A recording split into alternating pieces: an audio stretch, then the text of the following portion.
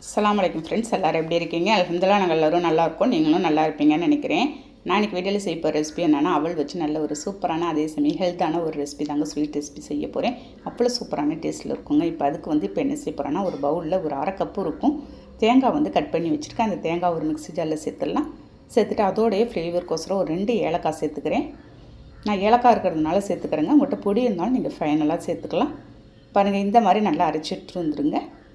பாருங்கள், இந்த துருவிய தேங்காய் அப்படியே இருக்கட்டும். அதுக்குள்ளே ஸ்டவ்வில் நான்ஸ்டிக் பேன் வச்சு நான் 1 கப்பு அளவுக்கு நான் வெல்லம் பொடிச்சு வச்சுருக்கேன். அதை சேர்த்துட்டு ஒரு அரை கப்பு தண்ணி ஊற்றிக்கலாம். 1 கப்பு வெள்ளத்துக்கு அரை கப்பு நீங்கள் தண்ணி ஊற்றிங்க. கரெக்டாக இருக்கும் அந்த மெஷர்மெண்ட்டு. வெள்ளத்தை நம்ம கரைச்சா போதும். பாகுபதெல்லாம் எதுவுமே நமக்கு வர தேவையில்லைங்க. பாருங்கள், லோ ஃப்ளேமில் வச்சு எதுவும் பாகு மாதிரி வந்துடாத. நீங்கள் வெள்ளத்தை லைட்டாக கரைச்சி எடுத்துக்கோங்க. ஒரு 2 நிமிஷத்துலேயே நமக்கு இந்த வெள்ளம் கரைஞ்சி வந்துடும்.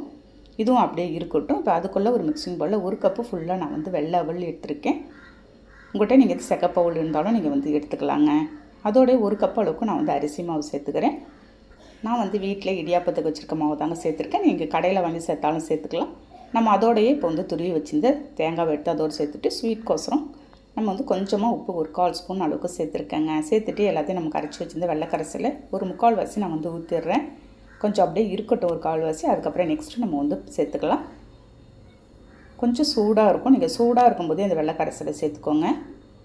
ஒரு ஸ்பூன் வச்சு எல்லாத்தையும் நல்லா மிக்ஸ் பண்ணி விட்டுடலாங்க. அவ்வளோ ஒரு சூப்பரான டேஸ்ட்டில் இருக்குங்க. நம்ம அவல் சேர்த்துருக்கோம். அவளும் நம்மளுக்கு நல்ல ஒல்லியாக இருக்கிறவங்களாம் குண்டாகிறதுக்கு உங்களுக்கு அவல் உதவுங்க.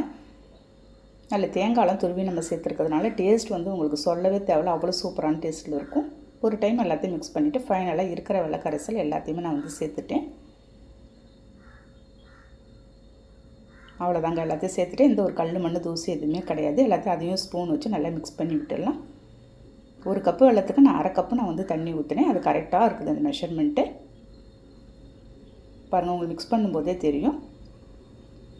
ரொம்பவும் தண்ணி ஆகிடுச்சினாலும் உங்களுக்கு ரொம்ப குழன்னு ஆகிடுங்க. நமக்கு பிடிக்கிறதுக்கும் சரியாக வராது. அவ்வளோதாங்க. சூடாக இருக்கும்போதே நீங்கள் இந்த வெள்ளை கரைசல் ஊற்றி செஞ்சுங்க. நமக்கு கொஞ்சம் அரிசி மாவும் அதுக்குள்ளேயே வெந்த மாதிரி ஆகிடும். நல்லா ஆறுனதும் கையாலேயே கொஞ்சம் ஒரு 2 நிமிஷம் மிக்ஸ் பண்ணிக்கலாம். கையால் நம்ம எப்படி கொழுக்கட்டை பிடிப்போமோ அதே மாதிரி நீங்கள் பிடிச்சிக்கலாம். இல்லாட்டி உங்களுக்கு எந்த ஷேப் வேணுமோ அந்த ஷேப்பில்குள்ளே நீங்கள் ரெடி பண்ணிக்கலாங்க. எனக்கு பிடிக்கிறதும் கரெக்டாக வந்துச்சு. அந்த தண்ணியோட அளவும் எனக்கு சரியாக இருந்துச்சுங்க. எல்லாத்தையும் இதேமாரி நம்ம ரெடி பண்ணி வச்சிடலாம்.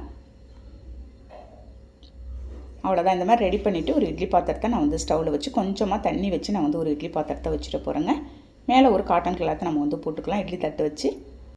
இப்போ நம்ம ரெடி பண்ணி வச்சுன்னா அந்த கொழுக்கட்டை எடுத்து மேலே எல்லாத்தையும் வச்சிடுறேன். நான் கொழுக்கட்டை ரெசிபிலாம் நம்ம சேனலில் ஏற்கனவே நான் நிறையவே போட்டிருக்கேங்க. இதில் அவல் சேர்த்து நல்ல ஒரு சூப்பரான டேஸ்ட்டில் செஞ்சுருக்கேங்க. நம்ம அதோடு சேர்த்து சாப்பிடும்போது இந்த அவலோட அவ்வளோ சூப்பராக இருக்கும். பாருங்கள், எனக்கு கரெக்டாக ஒரு 10 நிமிஷத்துலேயே எனக்கு இது வந்துடுச்சு. பாருங்கள், நல்லாவே வெந்திருக்குங்க. கொஞ்சம் ஓரளவுக்கு ஆறுனதும் ஒரு பிளேட்டில் எடுத்து அப்படியே ட்ரான்ஸ்ஃபர் பண்ணிட வேண்டியதான். நம்ம ஒரு ஈவினிங் டைம்லையோ இல்லாட்டி குழந்தைங்களுக்கு ஸ்கூலுக்கு ஸ்நாக்ஸ் கொடுத்து அனுப்ப கூட உங்களுக்கு சூப்பராக இருக்கும். பிள்ளைங்க எல்லாமே சாப்பிட்டு வந்துடுவாங்க. இப்போ டேஸ்ட் எப்படி இருக்குன்னு பார்க்கலாம். அவ்வளோ சூப்பரான டேஸ்ட்டில் இருக்குங்க. கண்டிப்பாக நீங்கள் ட்ரை பண்ணி பார்த்துட்டு கமெண்ட் பண்ணுங்கள். இந்த வீடியோ பிடிச்சிருந்தா லைக் பண்ணிவிட்டு ஷேர் பண்ணுங்கள். மறக்காமல் சப்ஸ்கிரைப் பண்ணிடுங்க.